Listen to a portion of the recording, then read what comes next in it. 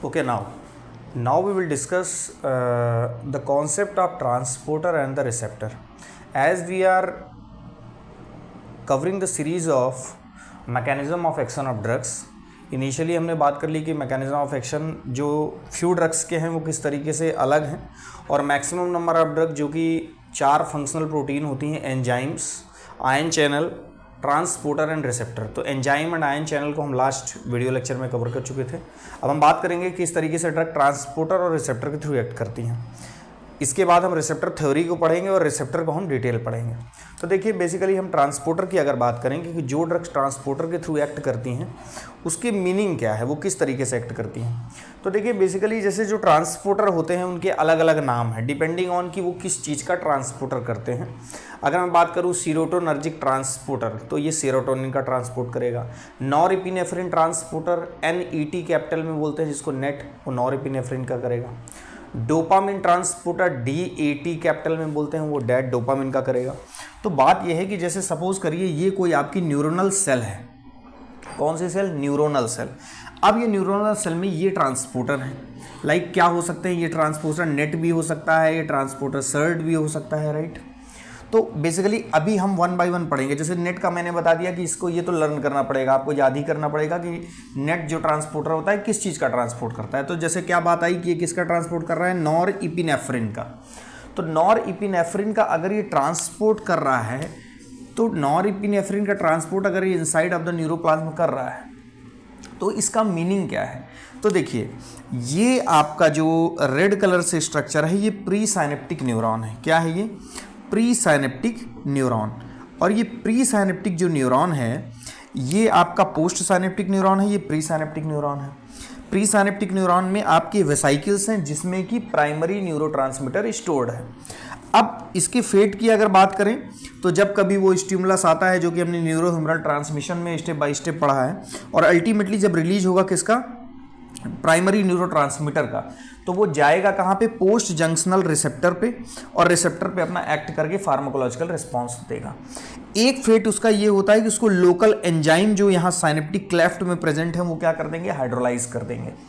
और अगला जो फेट होता है वो ये होता है कि जो ट्रांसपोर्टर, जो न्यूरोट्रांसमीटर, जैसे यहाँ पे ब्लैक कलर में है, जो न्यूरोट्रांसमीटर यहाँ प्रेजेंट हैं उनको जो ट्रांसपोर्टर हैं जिसकी हम ये बात कर रहे हैं, जो ट्रांसपोर्टर हैं, that will be present on the presynaptic neuronal membrane that I here represented from the blue colour.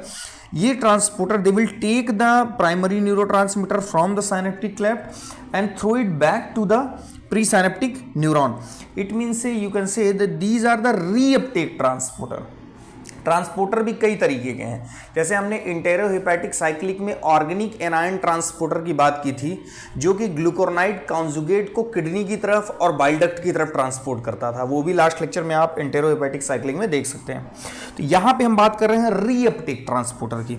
तो ये रीअपटेक कर दिया मीन्स ओवरऑल यहाँ पे जो ट्रांसपोर्टर है वो कहीं ना कहीं हेल्प कर रहा है कि साइनेप्टिक क्लेफ्ट में उस न्यूरोट्रांसमीटर के लेवल को क्या कर रहा है? कम कर रहा है। और हमको चूंकि पता है कि जितना ज्यादा साइनेप्टिक क्लेफ्ट में न्यूरोट्रांसमीटर का अमाउंट होगा that will binds to the receptor and produce pharmacological response.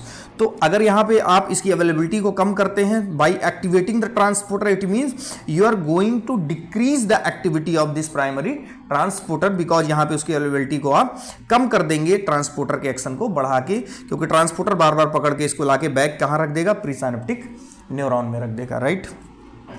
तो अगर आप इस ट्रांसपोर्टर को, जैसे फॉर एग्जांपल अगर ये नेट ट्रांसपोर्टर होता है, नॉरएपिनेफ्रिन ट्रांसपोर्टर, तो हमारे पास एक ड्रग है नॉरएपिनेफ्रिन डेसिप्रामीन। कौन सी ड्रग?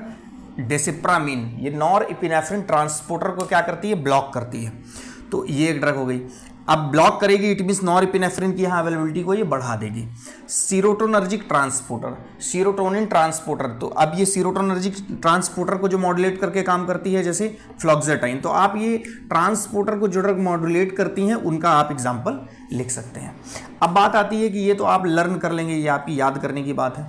अब बात आती है कि जैसे ट्रांसपोर्टर हाई कंसंट्रेशन से लो कंसंट्रेशन की तरफ भी सेंड करते हैं।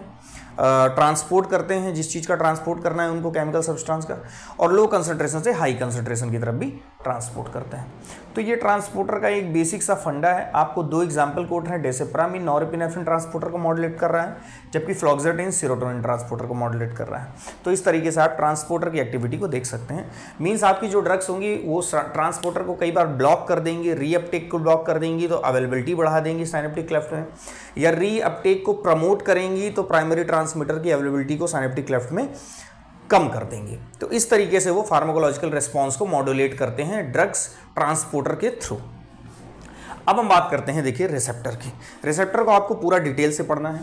अभी जस्ट यहाँ पे चूंकि रिसेप्टर का इंट्रोडक्शन है, आपके अगर 2 मार्क्स में आता है तो आपको क्या लिखना है, देखिए, रिसेप्टर्स ओवरऑल जो होते हैं they are present in the cell membrane और inside of the cell membrane. तो अभी एक बात ये आती है कि ये एक्चुअली बने किसके होते हैं, they are macromolecules and made up of proteins. ये एक मैक्रोमोलिक्यूल होते हैं और किसके बने होते हैं, प्रोटीन्स के बने होते हैं, और they are present at the surface और इनसाइड ऑफ द सरफेस और इनसाइड ऑफ द सेल। जिसको हम साइटोप्लाज्मिक या न्यूक्लियर रिसेप्टर बोलते हैं। इसकी बात अगर करूं मैं, वो अभी हम एग्जांपल में देख लेंगे।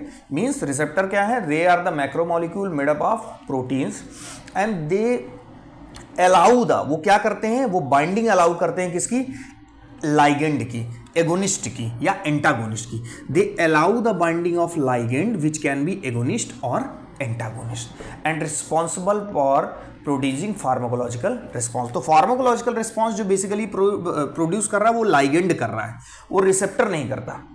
रिसेप्टर इटसेल्फ क्या होता है, इटसेल्फ हैज नो फंक्शन, इसका खुद का कोई फंक्शन नहीं है अनटिल एंड अनलेस जबकि उस पर क्या ना बाइंड हो, लाइगेंड ना बाइंड हो।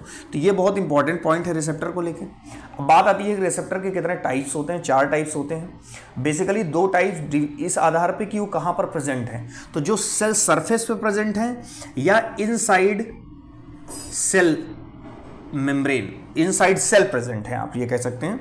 तो they can be present in the cytoplasm और इन द न्यूक्लियस। तो न्यूक्लियर रिसेप्टर या साइटोप्लाज्मिक रिसेप्टर होता है। वैसे ओवरऑल 4 रिसेप्टर होते हैं, ligand gated ion channel, G protein coupled receptor, enzyme linked receptor and nuclear और साइटोप्लाज्मिक रिसेप्टर। तो ये जो 3 प्रेजेंट होते हैं सेल सरफेस पे होते हैं, जबकि nuclear and cytoplasmic inside the cell present होते हैं। यहाँ पे सबसे इंपॉर्टेंट बात ये है कि आपने पहले आयन चैनल को भी पढ़ा है, क्योंकि कुछ ड्रग अपनी फंक्शनल जो प्रोटीन होती है वो आयन चैनल के थ्रू भी एक्ट करती हैं। तो ये जो आयन चैनल हम रिसेप्टर में इंक्लूड कर रहे हैं, बेसिकली ये लाइगेंड गेटेड आयन चैनल है। ये वो आयन चैनल होगा जिसपे लाइगेंड की बाइंडिंग साइट अवेलेबल होगी, उसको हम कंसिडर करेंगे इस रिसेप्टर के अंदर। So these are the basic concept of receptor and this is the basic concept of transporter. In the next lecture we will cover the receptor theories and after that we will cover one by one detailed discussion of individual receptor, these receptors, right? So this is all about the transporter and receptor। 2 marks के questions में आपका ये exam में पूछा जा सकता है। Thank you very much.